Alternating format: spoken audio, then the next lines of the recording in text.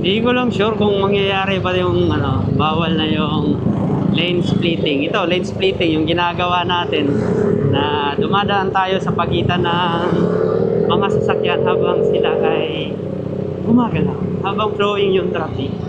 Lane filtering naman, merong stoplight sa unahan, nakahinto yung mga sasakyan para mapunta ka sa harap, sinasala mo no, yung gap sa pagitan ng sasakyan. Kung kaya mo lumusot, lusot ka. Pero nakahinto yung mga sasakyan. So, yun yung mas safe, yung lane filtering kumpara sa lane splitting na gumagalaw yung mga sasakyan. So, ang advantage rin po kasi ng lane filtering, hindi masyadong apektado yung mga rider, yung mga maliliit ng motor. Kung sakali merong mawalan ng preno sa likod na mga malalaking sasakyan, so hindi sila agad-agad na mababangga or mapupuruhan kasi nga nandun na sila sa harap na mismo ng stoplight kasi nakapag-filter sila sa traffic. So, ganun po yung advantage po nung lane filtering. Sa lane filtering, lane splitting naman sa palaran talaga yun kasi sumisingit yung motor, at the same time gumagalaw rin yung mga sasakyan sa pagitan nila, which is delikado talaga. So siguro magiging ano yon, epektibo yon kung hindi na ganun ka-traffic yung Pilipinas. Siguro pwede na ipagbawal yung lane filtering, yung lane splitting. Ganun na yung scenario. Pero pag ganito ewan ko lang.